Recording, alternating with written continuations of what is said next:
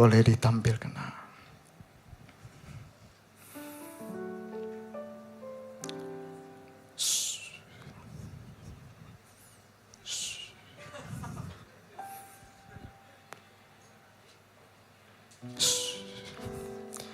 Kalau gini saya jago.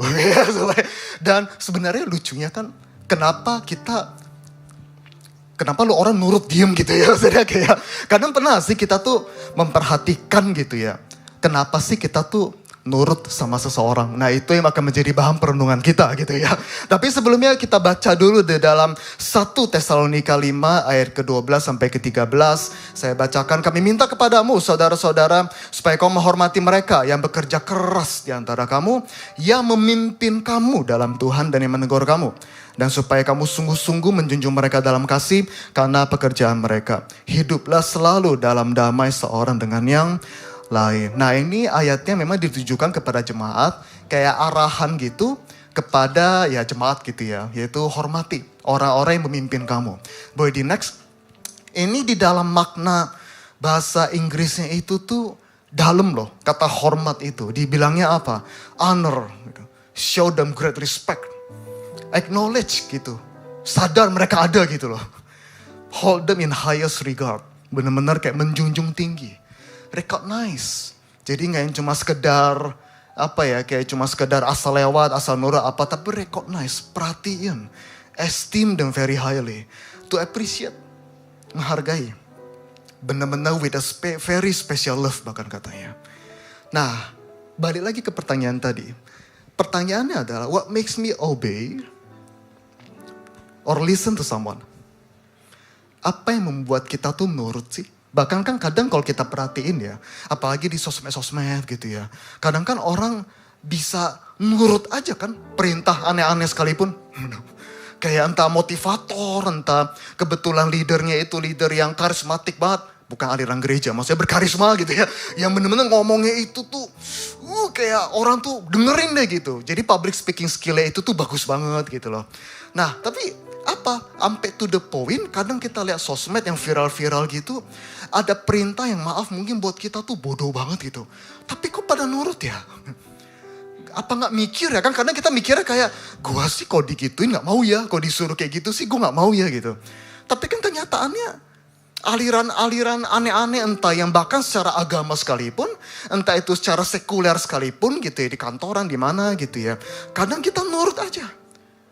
Kita gak bisa loh sembarangan kayak bilang kayak, kalau gue jadi mereka sih gue gak bakal nurut. Belum tentu.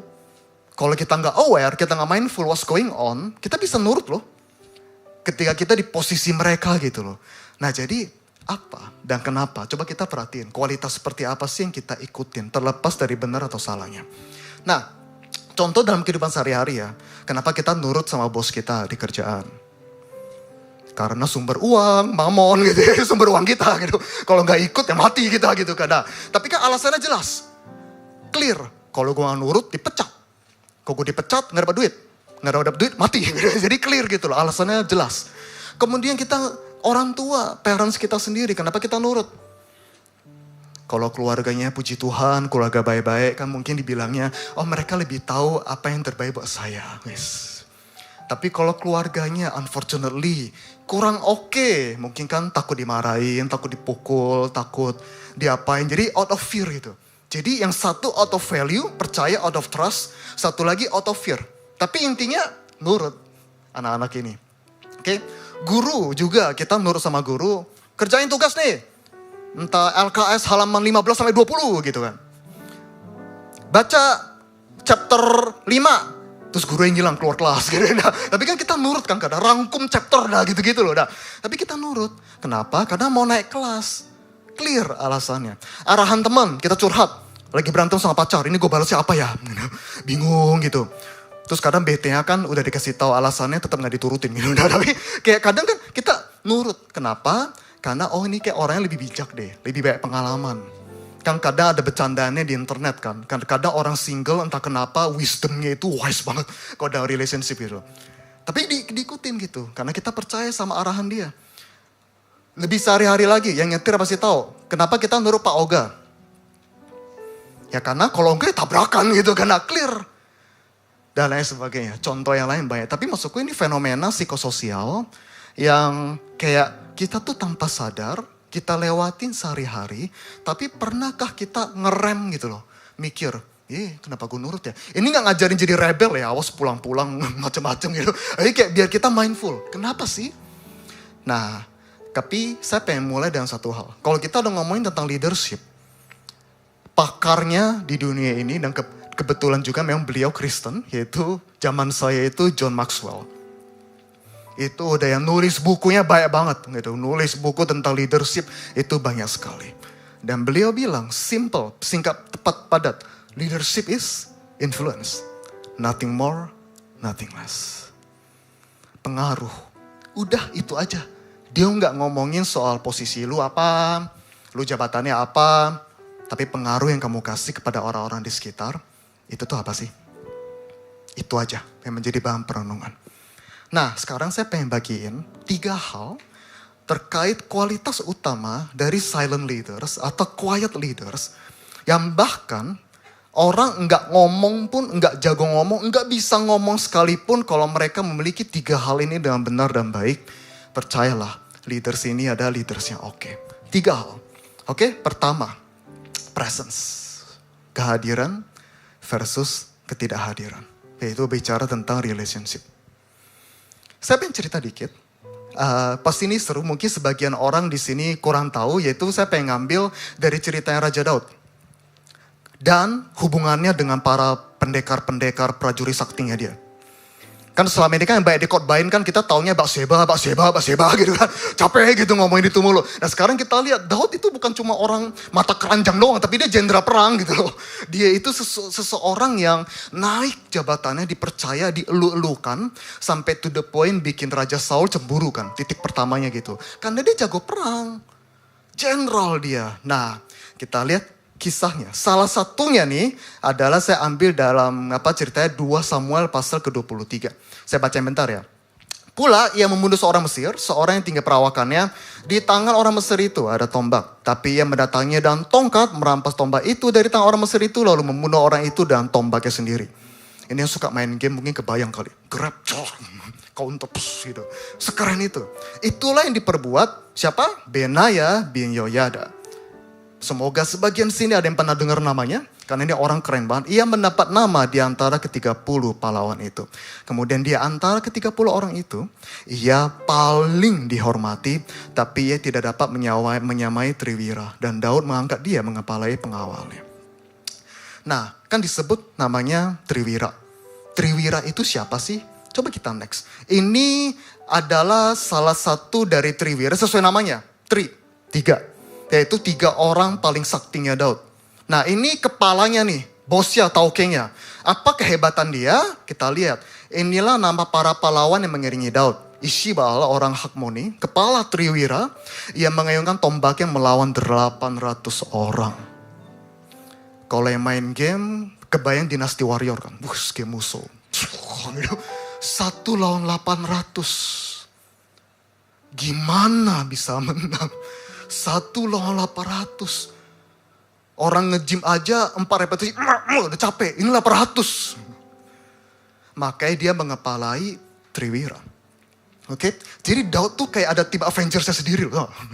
Ada timnya sendiri. Jadi kalau ada yang serem-serem nih, lu aja 3 orang nih. Ini 1, 2-nya lagi, achievement-nya itu gokil-gokil. Next aja. Ingat 3 anggota, jadi kalian kenal nih. Bukan Batseba doang ya, oke. Ini Ishbal, tadi udah disebut, 1 lawan 800. Eleazar. Nah, saya ada teman namanya Eleazar. Nah, dari sini namanya orang sakti, oke? Anak Dodo. Nama dia itu achievementnya adalah dia bisa ngelawan orang Filistin. Jadi ketika semua pasukan udah mundur, dia tahan badan, ngeteng sendirian. Oke? Kemudian orang ketiga namanya Sama, anak Age orang Harari. Achievement dia adalah dia jagain sebidang tanah ladang kacang merah. Tentara Israel udah kabur, dia tahan. Kalau di game-game kayak capture the flag tau gak? Jadi kayak dia nahan, gitu, nahan sendirian.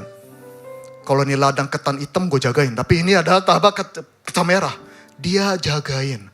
Akhirnya dia dikasih peringkat masuk ke dalam Triwira. Ini baru 3 orang.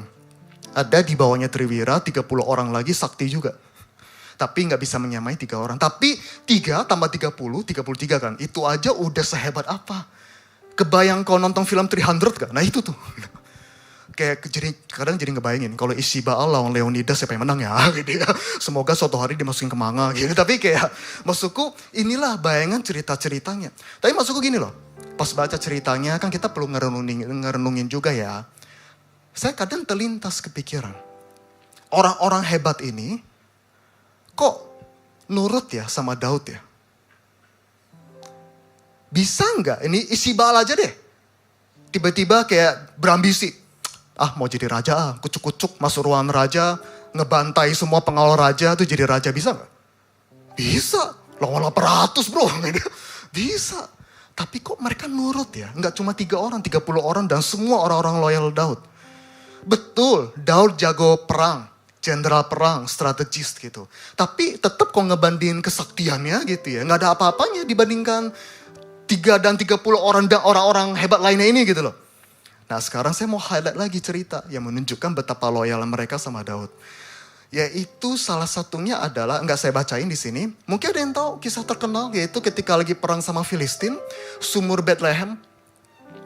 Dan ini benar ada di dalam kitab 2 Samuel. Jadi ceritanya lagi perang. Kemudian kan kalau zaman dulu kan perang kalau siege gitu kan kayak ada bangun kemah perang stronghold gitu ya. Kemudian mereka lagi ceritanya mau rebut balik Bethlehem nih. Bethlehem lagi dipenuhi musuh. Daud cuma nyeletuk, cuma bilang gini, aduh haus, seandainya saya bisa minum air segar dari sumur Bethlehem gitu. Tahu nggak apa yang terjadi? Ada yang dengar? Triwira tadi, mereka nerobos Bethlehem, nimba air, balik kasih Daud minum. Daud bingung kali busa. Dia cuma ngomong, kok bisa? 3 orang nerobos kota musuh, bayangin. Cuma nimba air buat rajanya kasih balik. Daud saking kayak nggak teganya, gila ini pengorbanan darah nih. Akhirnya dia persembahkan airnya untuk jadi korban buat Tuhan gitu loh. Dia persembahkan buat Tuhan. Meskipun kalau saya jadi Triwira bad mood sih. Udah capek-capek. Jadi persembahan. Tapi maksudnya ini menunjukkan kayak Daud dia bukan orang kurang ajar. Dia tahu diri. Dia menghargai, gila pengorbanan lo orang tuh, ini gak pantas gue minum deh gitu, ini buat Tuhan aja gitu, sampai kayak gitu. Menunjukkan apa? Kalau Daud orangnya semena-mena, kurang ajar, gak tahu diri. Oh makasih ya minum gitu. Gak menghargai kan. Tapi dia saking menghargainya, ini sama levelnya dengan korban persembahan kepada Tuhan. Kasih.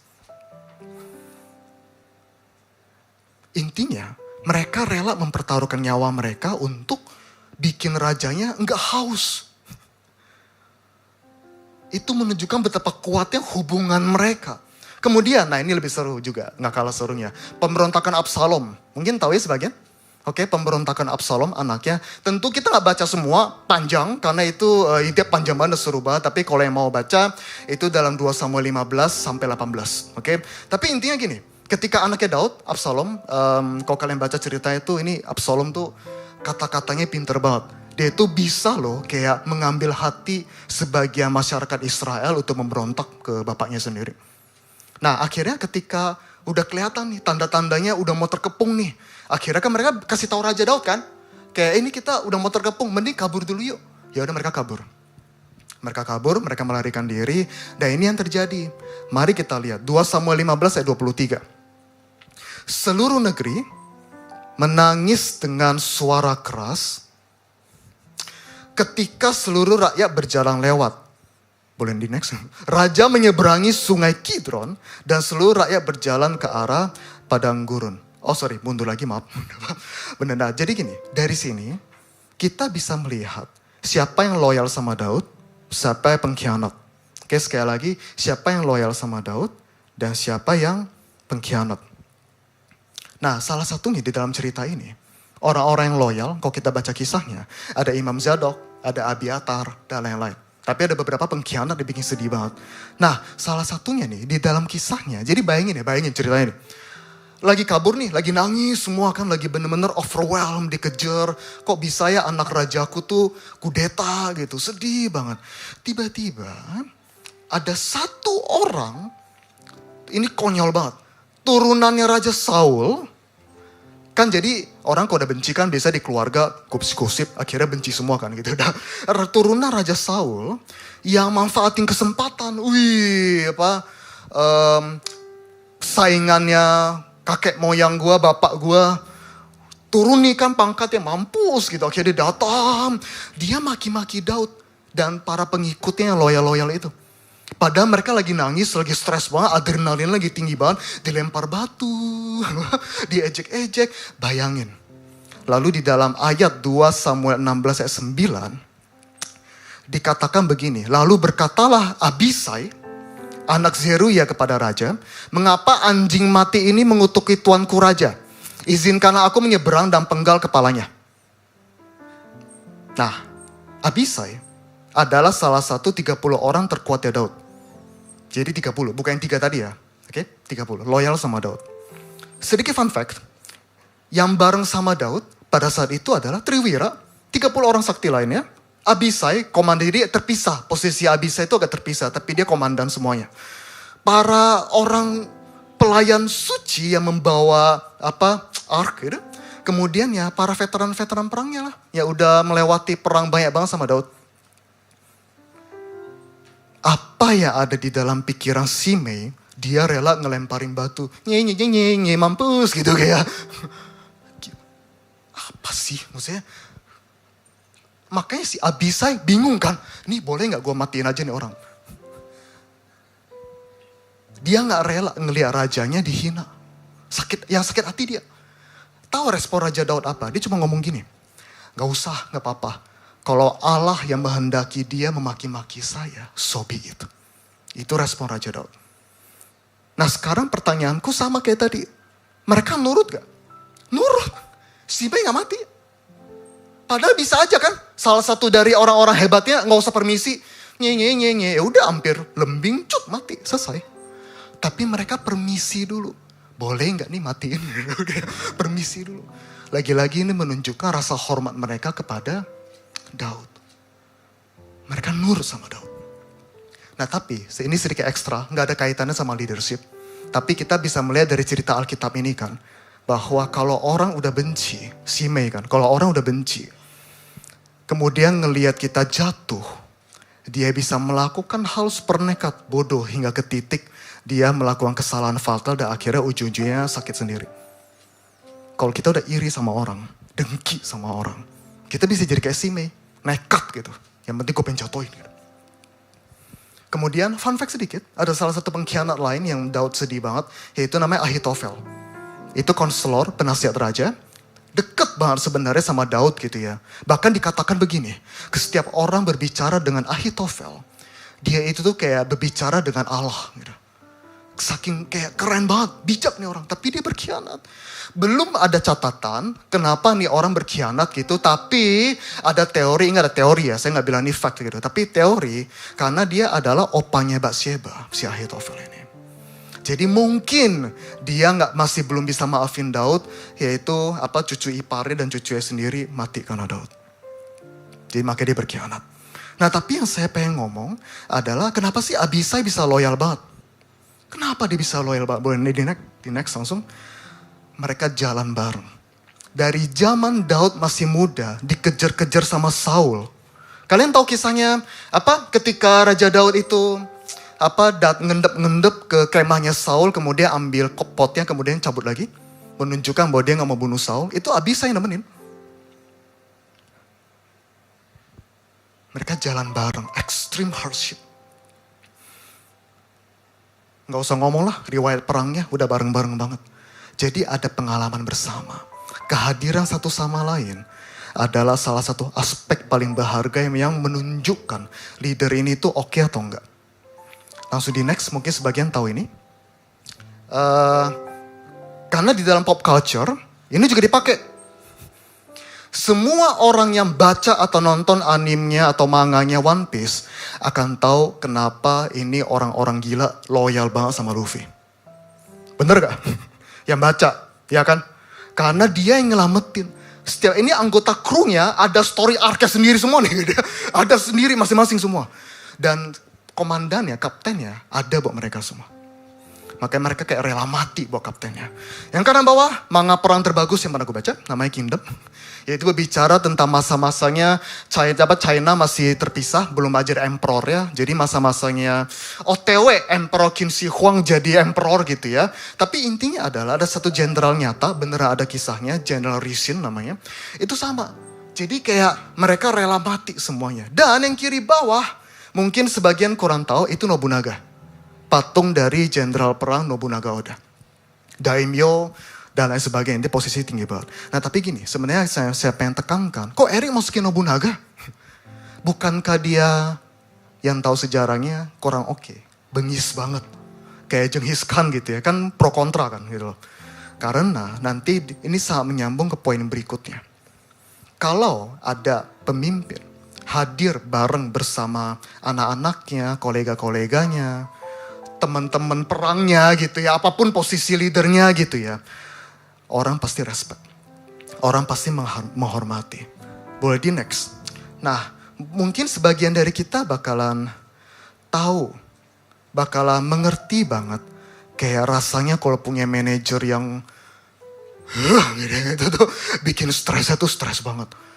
Yang kalau kita stres, dia nggak ikutan stres, dia nggak ikutan terjun payung. Kalau misalnya ada kesalahan, lempar kambing hitamnya ke staff-staffnya gitu ya. Kalau kita lembur, dia nggak ikut lembur gitu. Pulang aja hilang, nggak peduli sebodoh teing dengan kerjaan kita gimana. Kalau ada salah dikit kita yang disalahin. Wah itu salah satu penyebab stres yang gede banget. Tapi bedanya, kalau punya manajer, leader gitu ya, leader tim. Yang ikutan lembur, yuk kita bareng-bareng. Ini kenapa nih kita brainstorming bareng yuk. Yuk kita mikir bareng yuk gini yuk. Kenapa? Pendapat kamu bagus deh. Oh ya udah coba yang lain ada pengen menyuarakan pendapatnya gitu-gitu. Kemudian didengerin, lewatin badai bareng. Jamin aku, ketika suatu hari manajer model begini resign, sedih semua. Ya enggak? Tapi kalau manajer tipe pertama, dia resign, sorak-sorai semua. Ya kan? Nah, jadi ini sebenarnya menunjukkan, boleh di next. Salah satu pertanyaan perenungan yang saya pengen kita semua mikirin banget. Kehadiran kita tuh ngaruh gak sih ke orang-orang di sekitar kita? Atau jangan-jangan pas kita gak ada, orang senang, damai. Dan tentunya sedihnya ya, kalau ini yang tadi barusan saya ngomong, terjadinya ke orang tua, anak merasa gak aman justru ketika orang tuanya ada di rumah. Sedih. Mari kita reflect masing-masing gitu. Dan kalau saya ngomong kehadiran, itu tuh saya nggak ngomongin kayak kehadiran yang mesti yang vokal banget. Orang kayak mahasiswa orasi gitu loh. Enggak, body next. Presence kita, itu tuh nggak harus yang kenceng. Yang penting bisa dirasakan. Saya kasih contoh banyak. Siapa yang di sini tahu salah satu murid Yesus namanya Andreas? Tahu lah ya, oke. Andreas. Tapi yang sering kali di antara murid-murid Yesus yang masuk spotlight siapa? Petrus ya kan? Petrus, Yohanes. Ya gitu-gitu aja kan? Tapi tahu nggak? Kalau Andreas nggak ada loh Petrus. Karena yang kenalin Petrus ke Yesus siapa? Andreas. Yang kenalin bawa anak kecil 5 roti 2 ikan kepada Yesus siapa? Andreas. Enggak teriak-teriak, woi makan gitu, enggak. Dibawa nih ada anak yang bawa makanan gitu. Udah. Ini ada saudaraku nih pengen ku kenalin nih sama Yesus gitu. Udah dikenalin. Kehadiran Andreas mencetak sejarah. Padahal dia enggak yang berorasi kencong gitu kayak Petrus gitu, enggak. Barnabas, enggak ada Barnabas, enggak ada Paulus. Enggak ada. Enggak ada Barnabas, enggak ada Injil Markus. Karena ceritanya di dalam Matius, Markus, Lukas, Yohanes. Nah itu kan salah satunya yang penting kan adalah Markus kan. Pernah ada ceritanya Markus ini bandel dari tim pelayanan. Dia ninggalin tim pelayanan. Sampai to the point Rasul Paulus kesel sama dia. Jadi mereka debat. Ini kita mau bawaan kan, ini orang suka hilang-hilangan gitu. Si Barnabas mau terima. Tapi Paulus gak mau, kesel. Gitu. Gini, saya gak ngomongin mana lebih benar mana enggak. Karena tiap leader kan ada gaya masing-masing ya gitu ya. Tapi intinya yang menerima dia adalah Barnabas. Akhirnya mereka pisah, split. Tim pelayanannya pisah.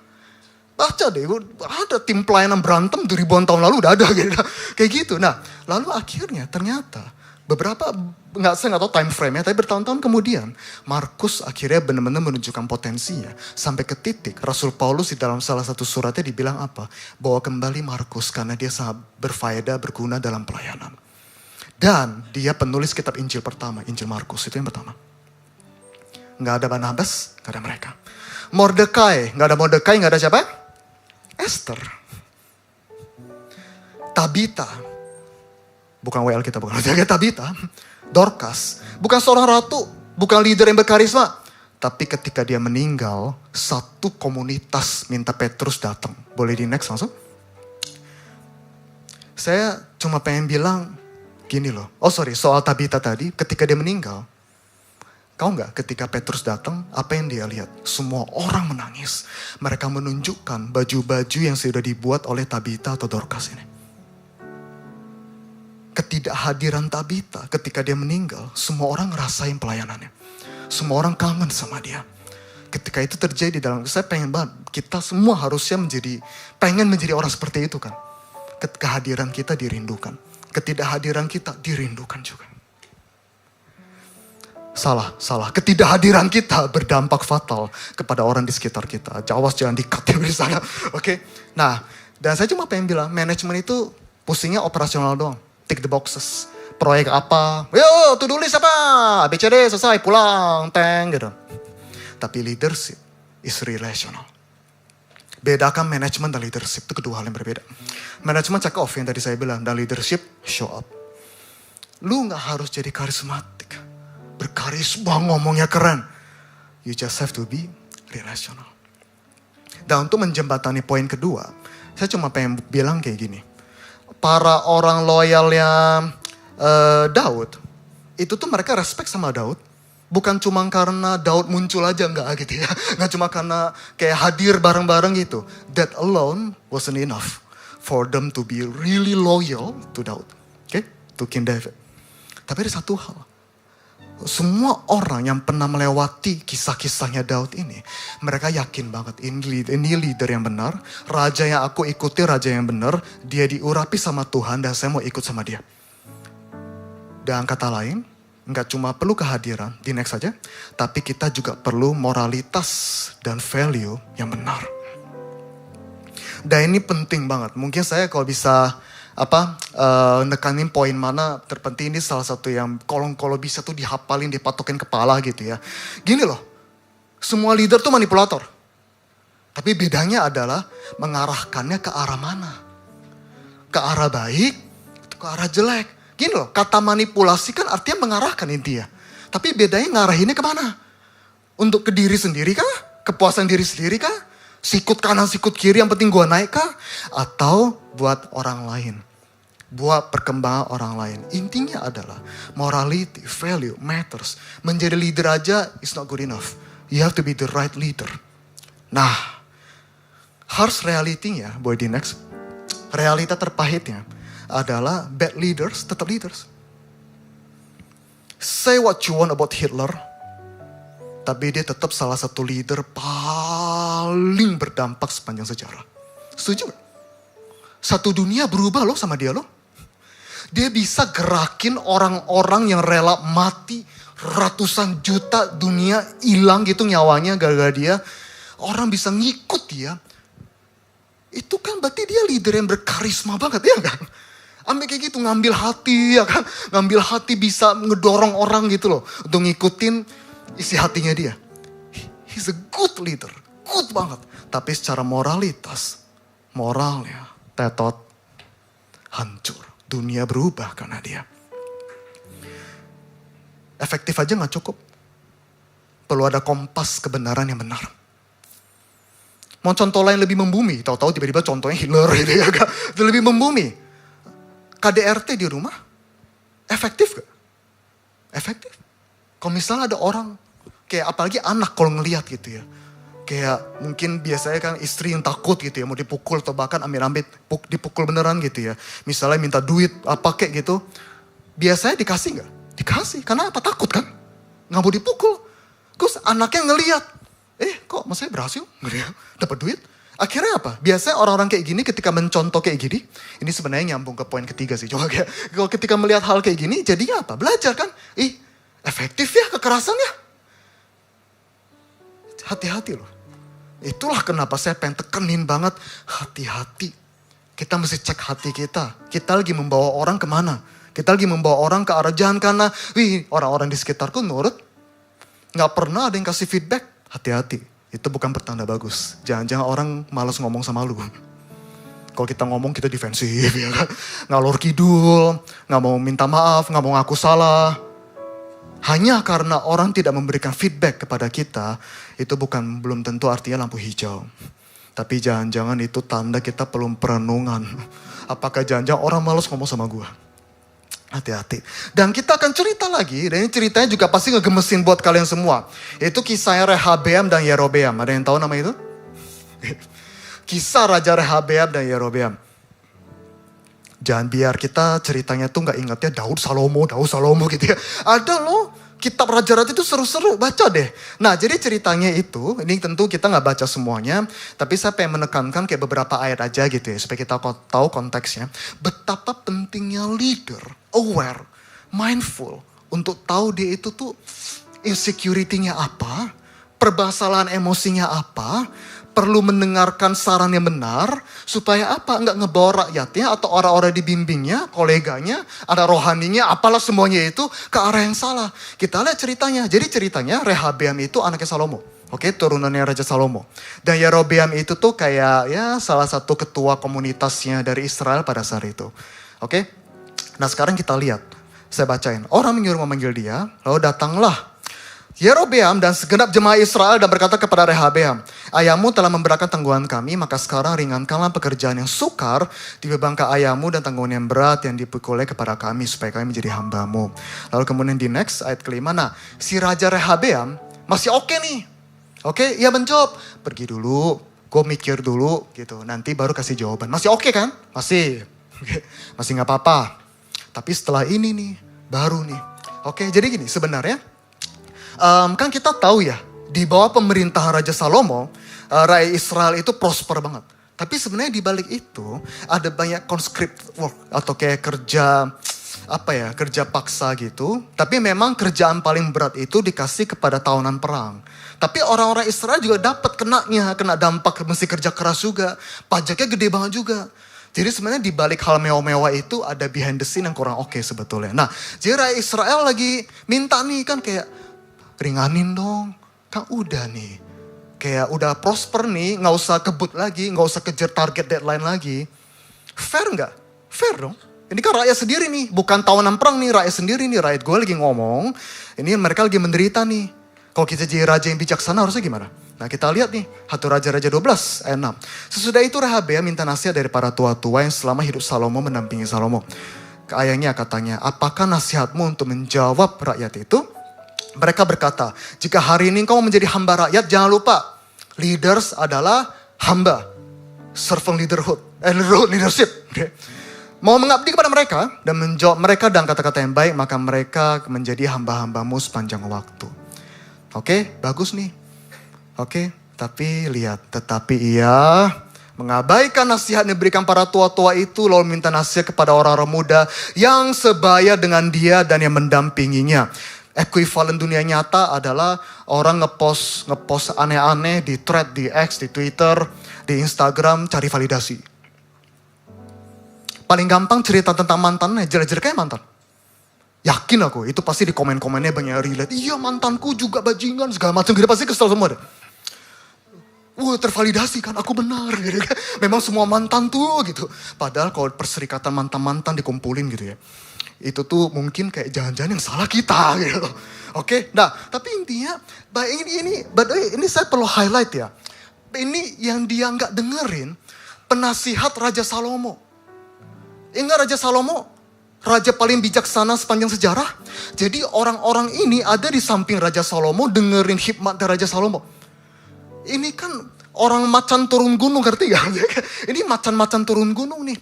Kalau aku jadi Raja Rehabeam, gue dengerin deh. Mereka itu udah yang orang sakti banget, pengalaman hidupnya baik banget. Tapi dia gak dengerin. Karena gak sesuai nih dengan gue, raja baru kan. Orang raja baru, ORB, raja baru nih. Dia dengerin teman-teman sebayanya. Dibilangnya apa? Kepanjangan ayatnya, tapi intinya dibilangnya apa? Cuma kayak, lu bilang aja ke rakyat ya, kasih jawaban.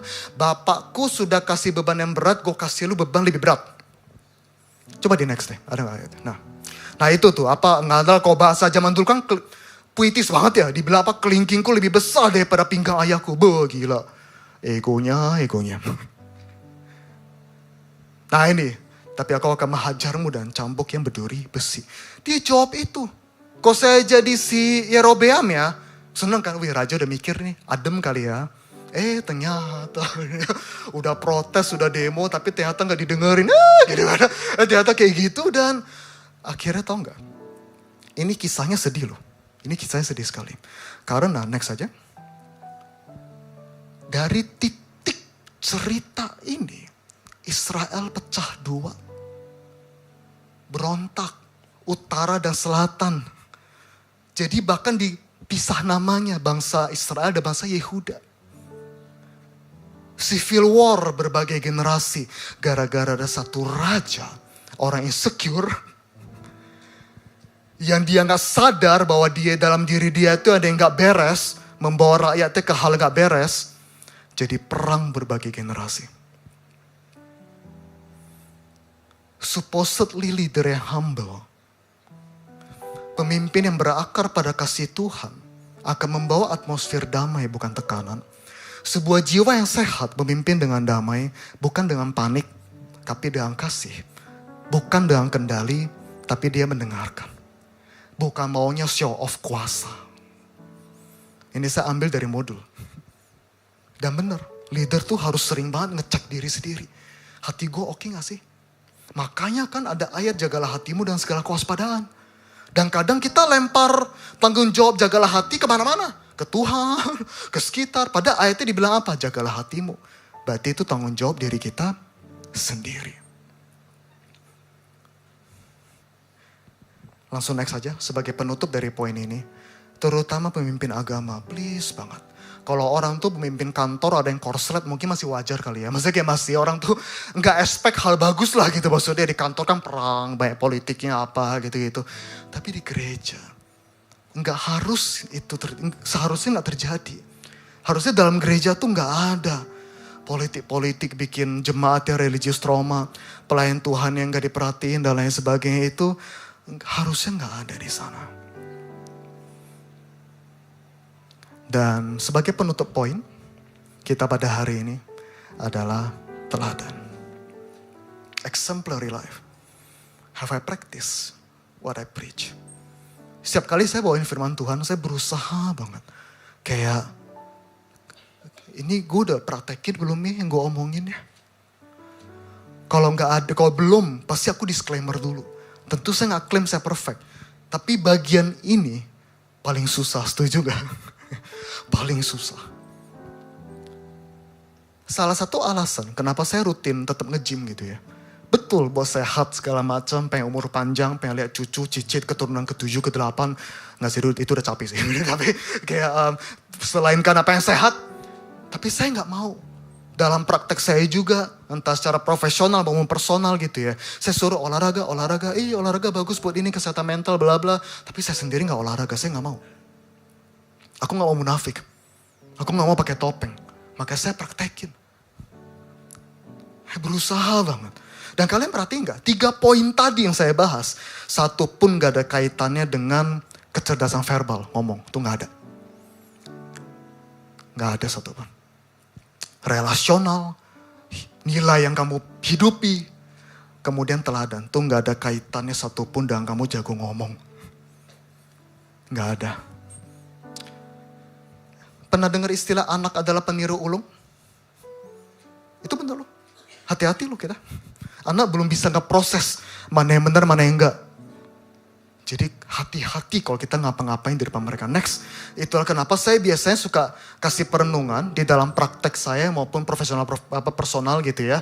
Saya suka ngomong kayak gini. Kalau kamu nyetir tuh gimana sih? Karena pada saat kita nyetir, segala topeng-topeng kita itu tersingkap semua. Karena lagi buru-buru, Entah buru-buru pengen pulang rebahan atau buru-buru telat gitu ya. Jadi kayak kebut gitu. Adrenalin kita tuh lagi kenceng karena jalanan. Kalau adrenalin nggak naik pas jalanan ngantuk bahaya gitu. Tapi intinya lagi terpacu adrenalin gitu. Lalu di jalanan terutama Jakarta yang bisa menyaingi mungkin cuma India dan apa ya? Dan Manila kalau nggak salah gitu. Tapi intinya kayak di sana itu banyak aspek spontanitasnya. Tiba-tiba diselip, tiba-tiba kaca spion ditabrak, tiba-tiba ada orang ngapain, ngerokok tengah jalan, apalah gitu. Pokoknya spontan kan gitu loh. Sama kayak life, hidup. Kadang kan yang bikin kita kesel, unexpected things kan. Itu yang bikin tiba-tiba spontan, reaktif gitu kan. Sama, makanya kayak jalanan, berkendara adalah ekuivalen paling tepat untuk kita ngerenungin. Saya itu selama ini nyetir gimana ya. Dan selalu tanamkan ini baik-baik. Bayangkan kalau ada keluarga, anak, kekasih kita dalam mobil, kita atau dalam nyetir gitu ya. Nyetir motor, apapun itu. Kita gimana sih? Kita tersinggung gak kalau dikasih feedback? Banyak sekali poin perenungan, makanya jadi leader gak gampang. Saya pengen kasih satu cerita terakhir pada hari ini yang menunjukkan betapa pentingnya kita tuh praktek gitu ya, sebagai leader yang oke gitu, adalah perjalanan murid-murid Yesus ke kota Emmaus.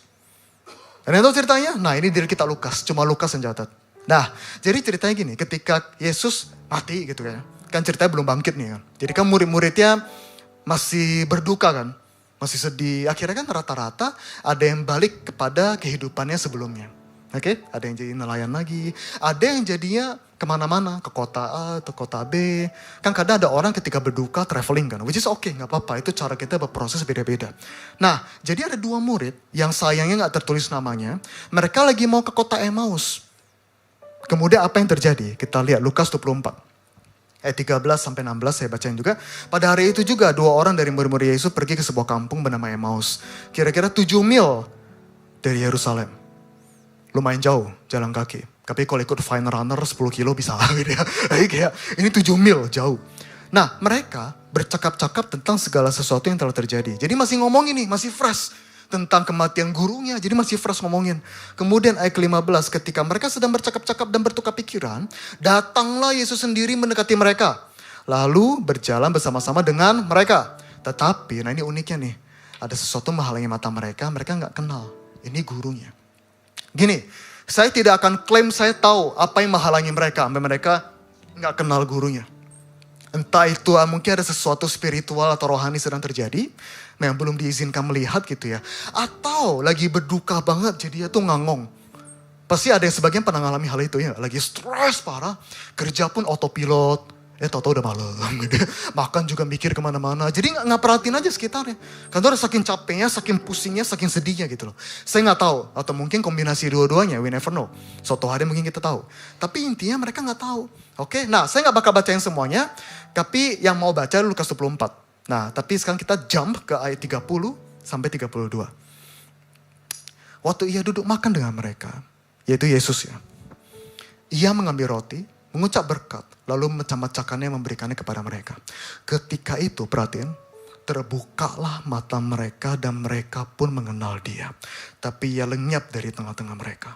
Kata mereka, bukankah hati kita berkobar-kobar ya ketika ia bicara dengan kita di tengah jalan. Jadi bayangin ya, jalan 7 mil, gak sadar.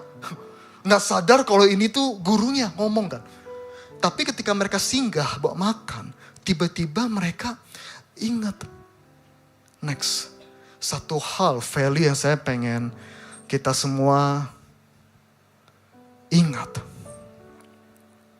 Ingat, patok baik-baik. People remember what you did, not what you preach. Yesus khotbah bermil-mil, mereka masih gak ingat ini gurunya. Tapi ketika mereka, jadi ceritanya, saat itu satu-satunya orang yang punya kebiasaan kalau makan diberkati, dipecah-pecahin cuma Yesus. Terus mereka lihat, ini kan guru kita kok. Mereka kenapa? Terus akhirnya setelah itu Yesus teleport entah kemana, hilang gitu ya. Tapi kayak maksudku tuh mereka tersingkap ya. Ingat ya adalah apa yang gurunya lakukan. Bukan khotbah sepanjang jalan bermil-mil. Consistent examples worth more than thousands of preachings.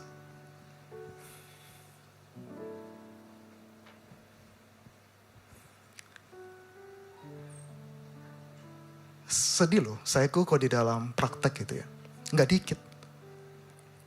Tidak sedikit orang-orang yang datang ke sebagai klien gitu ya. Itu tuh sakit hati banget dengan orang tuanya, bosnya, supposedly leader gitu ya. Dan nggak sedikit di antara mereka. Orang tuanya sendiri misalnya gitu ya. Itu tuh ada yang penulis buku. Ada motivator.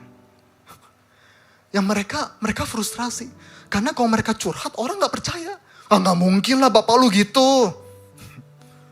Gak mungkin lah mak lu gitu. Nobody believe them. Sampai to the point mereka rela bayar orang lain, pihak ketiga profesional untuk dengerin. Supaya ada orang percaya sama mereka. Pas diceritain kok bisa ya orang di rumah kayak gitu. Tapi di luar keren banget. Di luar baik sama orang. Tapi sama istri sama anaknya hancur-hancuran. Atau sama suaminya sama anak-anak ke siapa-siapanya gitu ya. Keluarganya semua hancur-hancur. Percuma.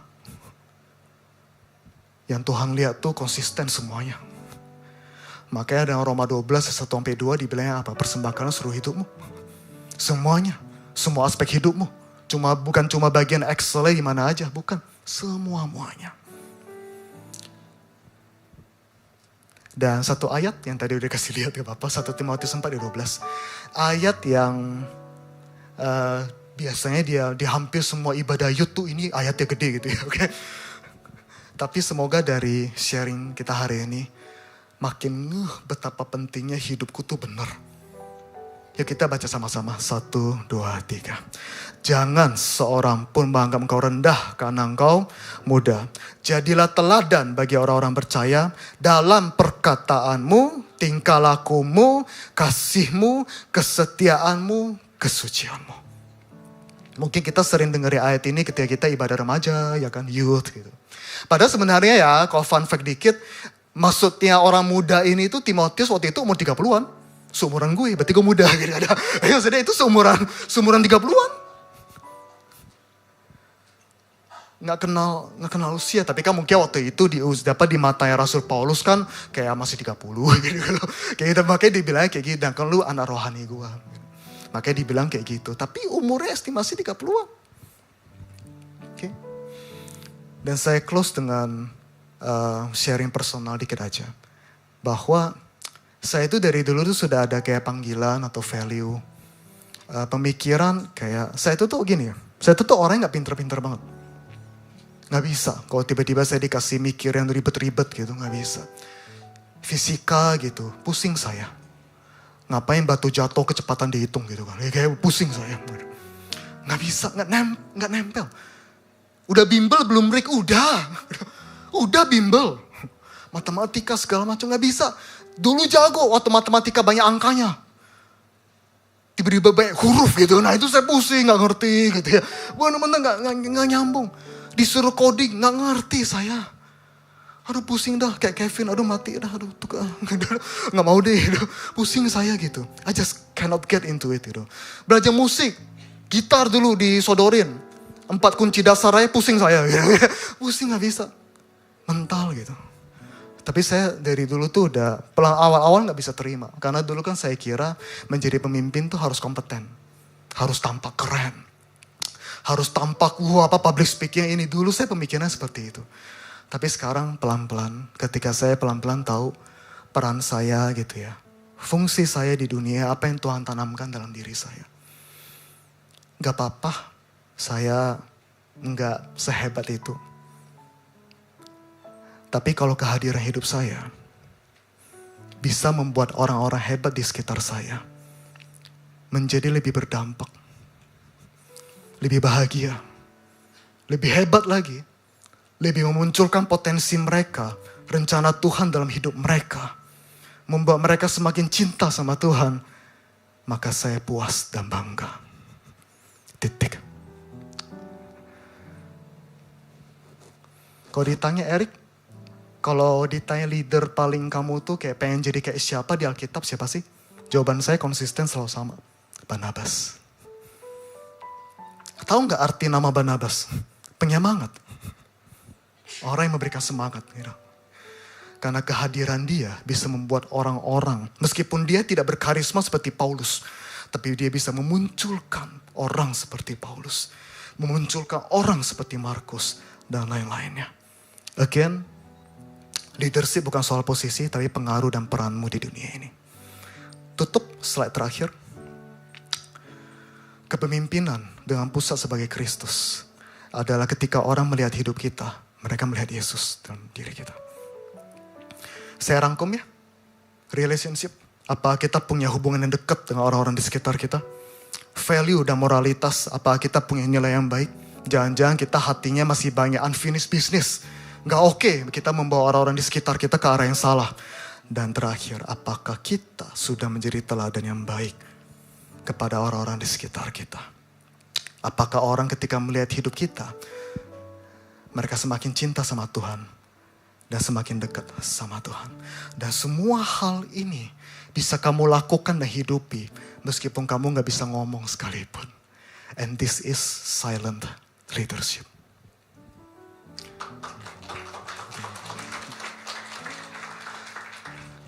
Tahu ayat ini? Apa mungkin ayat terkenal yang kita seringkali dipakainya buat konteks jaga kesehatan atau jangan merokok, jangan tato biasanya. Yaitu ayat yang tubuhmu adalah bait Allah.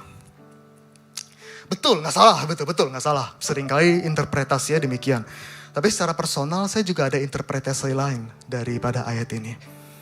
Kan kita bait Allah. Dan kata lain, harusnya orang-orang di sekitar kita, kalau mereka berinteraksi sama kita. Orang ke gereja ngapain? Beribadah kan? Nyembah Tuhan kan? Maka pertanyaannya adalah, kalau orang-orang di sekitar kita berinteraksi sama kita, mereka jadi sembah Tuhan gak? Mereka makin sayang sama Tuhan gak? Mereka jadi diingetin kayak untuk berdoa gak? Mereka minta jadi keinget gak sama Tuhan gitu? Ketika mereka interaksi sama kita.